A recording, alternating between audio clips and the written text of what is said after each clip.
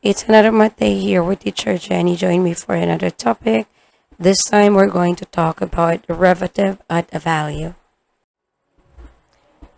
Find the derivative of y equal to 4x to the power 5 minus 5x to the power 4 at x equal to negative 2. So this one, with the x value here equal to negative 2, that doesn't mean that we are going to substitute our value of x directly to our equation here. That doesn't mean like that. We are going to get the derivative first and then replace our x on the derivative later, because we are getting the derivative at that x value, which is equal to negative 2. So we first get the derivative of y. So this is y prime equal to 4x to the power 5. We've got constant multiple 4 and then a rule x to the power 5. So we are to simply copy the constant here, 4, and then multiply the exponent. We are now on the power rule. So since exponent is 5, we are going to multiply that here with 5 and 4. And then we copy x. Rule on the power rule, we have to subtract our exponent. So from 5, we subtract that with 1. That will give off a 4 as an exponent. And then we have minus the second term here. We have constant and then the power rule again. So we have to write down the constant multiple and then write down also as multiplication on the power and then x raised to the power of, instead 4, we subtract that with 1. So that will be a 3 as the power. Then simplify that one. So our derivative is equal to 4 times 5, that's 20. X to the power 4 minus 5 times 4, that's 20. X to the power of 3. So since we're now done with the derivative here, we are going to replace that one with the value of x on the given, which is negative 2. So 20 times... So x here will be replaced with a negative 2. And then we raise that to power 4 minus 20. Another x is here. We replace that with negative 2. And then to the power of 3. So y prime will be equal to 20 times negative 2 to the power of 4. So 20 will be with negative 2 to the power of 4. That means to say we have negative 2 times negative 2 times negative 2 times negative 2. That is a positive 16. And then we have minus 20 times negative 2 cubed. That means negative 2 times negative 2 times negative 2. That is a negative 8. Then we simplify that one. So we have here y prime. That's equal to 20 times 16. That will be equal to 320. And then minus. But since this is with a negative on 8 here, so negative 20 times negative 8, that will be negative 160. Combining those two, so y prime here will be equal to 320.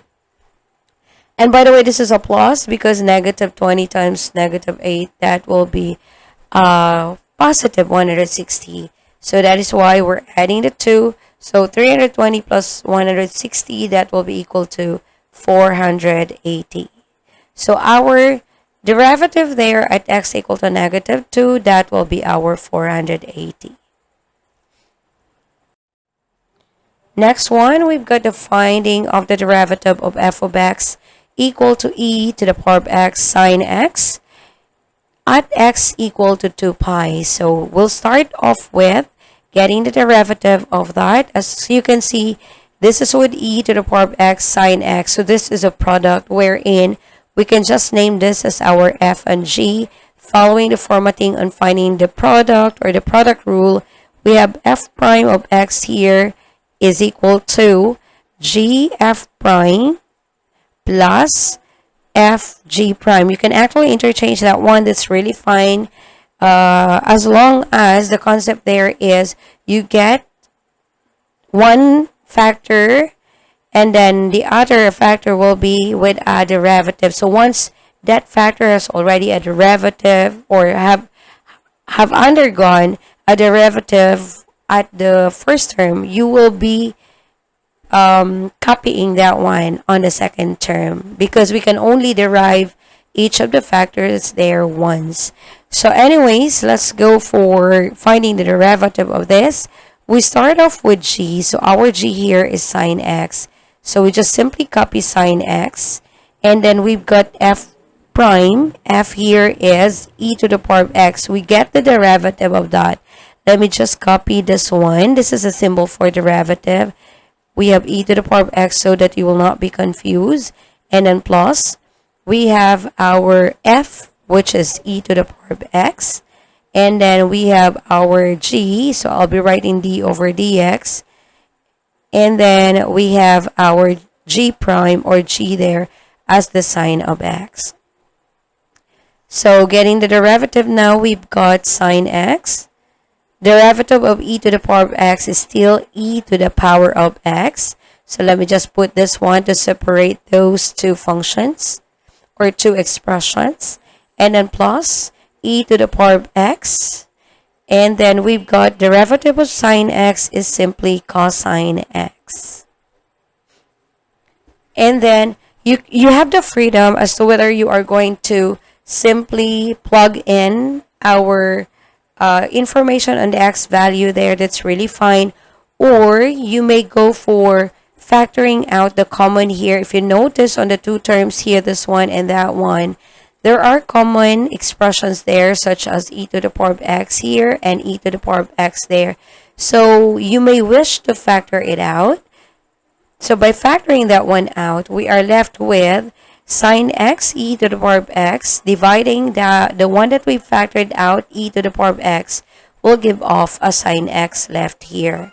And then plus, we have e to the power of x cosine x divided by e to the power of x, the one that we factored out. This is only cosine x. So out from that, you may start off with getting or replacing our x. If your x is 2 pi, we will be replacing everything with 2 pi there. So e here will be with 2 pi on the exponent. And then we've got sine 2 pi. And then plus cosine 2 pi. So since we had the 2 pi there, we may wish to have the parenthesis on that one to signify that that is our angle for that particular sine cosine function. So how to interpret? Now this one here, the e to the power of 2 pi, we may stop at that one. That will be our final answer. No need for you to go for the calculator and calculate the actual value for that one because our e to the power of 2 pi is not gonna be with an accurate value after all because those two, the e there and so with the pi there, are irrational numbers. So we can stop until that one. And then we are going to simplify further the one inside here because we can simplify that one further, considering that if you are going to consider the pi in there and you would wish to convert that one into degrees because you are comfortable with the degrees, you can actually change the pi there into a 180 degrees. So we can have it as sine and then 2 times 180 degrees plus cosine of 2 times 180 degrees. So simplifying that one further, so we have e to the power of 2 pi and then sine 360 degrees plus cosine 360 degrees. And then the next step is to evaluate what is really sine 360 degrees and what is really cosine 360 degrees. Now, if you are going to go back to a Cartesian plane and know what are the angles on each of the axis here. So we'll start off with the axis, the positive x-axis here as 0 degree or the 360 degrees. So out from there, we have now the idea that this one here is the 360 degrees. Now, notice that this is positive x-axis. Now, if you may recall on trigonometry that whenever you are dealing with unit circle, and its corresponding value for our trigonometric functions, we are going to consider that our sine here is gonna be equivalent to our y, because when you say sine and sine of an angle on our unit circle, that will be equivalent to y over r. And our r in a unit circle is always equal to 1. So that is why our sine theta is equivalent to a y. And our cosine theta is equal to x over r. And then again, cosine theta on a unit circle, that is an x. So if you are going to look at this, our 360 degrees lies on the positive x-axis. So once you say sine of 360 degrees, that would simply imply that we are going to look at this one here, and then we've got that as our x. So meaning once you say sine 360 degrees, you've got a y in there. If you try to look at this, we don't have a y there because that is an x-axis. So our y there is a 0, while our r is always going to be 1 because we are dealing with a unit circle here. So sine 360 degrees is actually equal to 0. And then cosine 360 degrees in a unit circle, we have that as our x. X here is equivalent to 1 in a unit circle because that is an x-axis. 360 degrees lies on the x-axis. So our x there is going to be 1. And then our r there is also 1.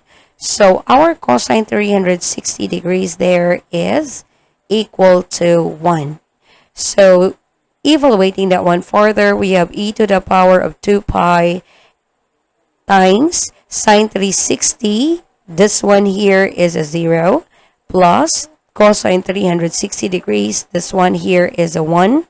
So we have that as e to the power of 2 pi times 1, which is equivalent to our f prime of 2 pi, that is equivalent to an e to the power of 2 pi. So that is how we get our derivative at x equal to 2 pi for that particular function. So I hope that you learned something on that one. I'll see you on the next video of this.